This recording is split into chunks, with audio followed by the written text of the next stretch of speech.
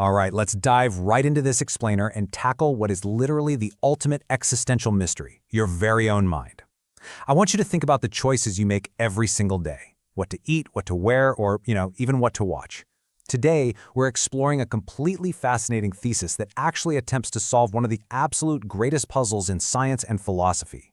We're going to bridge cutting-edge contemporary neuroscience with one of the world's oldest philosophical systems to answer a question that, affects every single one of us. Seriously, did you actually choose to watch this? I mean, it feels like you did, right? You weighed your options, you felt that little moment of decision, and you clicked. But according to a massive chunk of modern neuroscience, that feeling of choice, it might be a complete illusion. We really have to consider the possibility that your decision to watch this was nothing more than the deterministic execution of biological hardware. Just physical matter in your brain blindly following the strict laws of physics, basically like a long line of dominoes falling. Let's look at why this is such a massive problem. So, let's start with Section 1, the free will paradox. To really grasp this paradox, we've got to talk about Benjamin Libet's famous 1983 experiment. This is wild.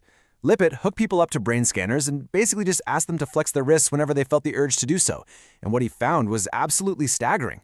The brain's motor activity actually began several hundred milliseconds before the person was even consciously aware that they had decided to move.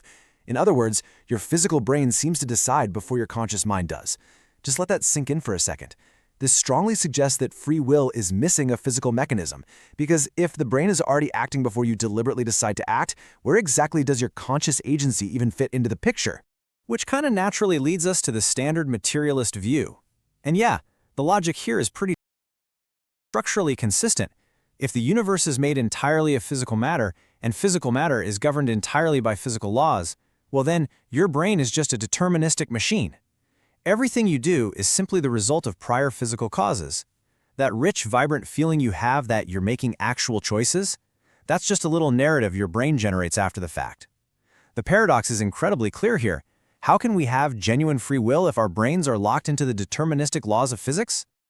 Okay, moving on to Section 2, the brain as transceiver. This is where things get really interesting. To solve this paradox, the source material introduces a radical paradigm shift. It's often called the Jain pivot, a shift with deep roots in ancient Jain metaphysics. And it was actually echoed later by Western thinkers like William James and Aldous Huxley. Over on the left, we've got the standard generator model. This assumes your brain produces consciousness, kind of the same way a fire produces heat. But on the right, we have the transceiver model. This model proposes that the brain doesn't generate consciousness at all. Instead, it selectively modulates an independent, non-physical consciousness. Think of it exactly like a radio. A radio doesn't generate the music you hear, right? It tunes into an invisible, pre-existing signal, filters it, and translates it into sound. If you smash the radio, well, the music stops playing in the room, but the signal itself, it wasn't destroyed. In this model, your brain is the radio, and your conscious mind, or your soul, what the Jain tradition calls the jiva, is the signal. That brings us to Section 3, the two causes. So you might be wondering, if the mind is a signal and the brain is the radio, how do they actually interact without breaking the fundamental laws of physics? Well, the ancient Jain framework solves this interaction problem by splitting causality into two totally distinct roles. The first is Nimittikarana, the instrumental cause. Think of this simply as the soul's pure intent. It acts as a catalyst. And the absolute brilliance of Nimittikarana is that it configures an action without transferring any kinetic energy whatsoever. It doesn't physically push anything. Instead, it just sets the parameters. It operates a lot like a magnetic field that organizes its surroundings purely through its presence and orientation, without delivering a mechanical shove. And then on the flip side, we have Upadana karna, or the material cause. This is your biological hardware, your physical brain and body. And here is the absolutely crucial part. The Upadana karna is completely deterministic.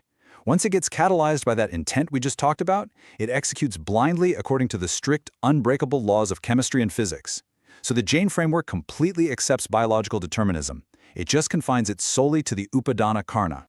Let's walk through a really brilliant analogy to see exactly how this interplay works in practice. Picture a piece of paper with iron filings on it. Step 1. You introduce a magnetic field. This represents your conscious intent, the Nimittikarana. Step 2. This field sets the boundary conditions. Notice it doesn't transfer physical momentum or kinetic energy to the filings. It just fundamentally alters the state of the space they are in. Step 3. The iron filings, which represent your biological body, spontaneously organize themselves. The actual movement of those filings is entirely governed by deterministic physical laws. That's the Upadana. But the specific shape they take, that is constrained by the magnetic field. Intent causes action without ever transferring physical energy. The conservation of energy is perfectly preserved, but your free will remains completely intact. All right, let's look at Section 4, Active Inference Explained. Now let's see how this ancient philosophy maps onto the absolute cutting edge of today's science. This part absolutely blew my mind. The source material maps these ancient Sanskrit terms perfectly onto Carl Friston's active inference framework. And Friston's work is currently one of the most mathematically sophisticated models of brain function we have. In Friston's Neuroscience, the brain minimizes surprise, or what he calls free energy, through a bottom-up biological process. That perfectly matches the Upadana. But this deterministic process is guided by top-down precision weighting, which focuses your attention and shapes your action. And that aligns flawlessly with the Nimittikarana. To put that into perspective, in Friston's equations, top-down precision weighting doesn't send a physical, energetic push down your motor pathways. Instead, it acts as a purely informational constraint. It shapes the probability landscape. It gently channels your deterministic physical systems into specific actions. It behaves exactly, and I mean exactly, like the Jain concept of Nimittikarana, acting through informational boundaries rather than brute physical force. Finally, Section 5, Resolving the Paradox. So, what does this all mean? How does this dual causality model actually solve our initial paradox? Well, it's pretty elegant. Yes, Libet was right. The physical body executes actions entirely deterministically. But your conscious intent provides the informational constraints for those actions. Free will isn't some magical physical force that pushes your neurons around. Free will is an informational boundary condition. Your mind chooses the probability landscape, and then your deterministic biological hardware blindly executes within that chosen space. It's a truly stunning integration of strict physical determinism and genuine conscious agency. This entire framework literally flips our understanding of reality upside down. If your brain is just a biological transceiver executing deterministic code within the boundaries set by your intent, then you are the signal, not the hardware. You're an independent, autonomous consciousness currently localized through a physical avatar. And if that's true, it leaves us with one incredibly profound question. If your brain is just the radio and you are the signal, what else are you capable of tuning into?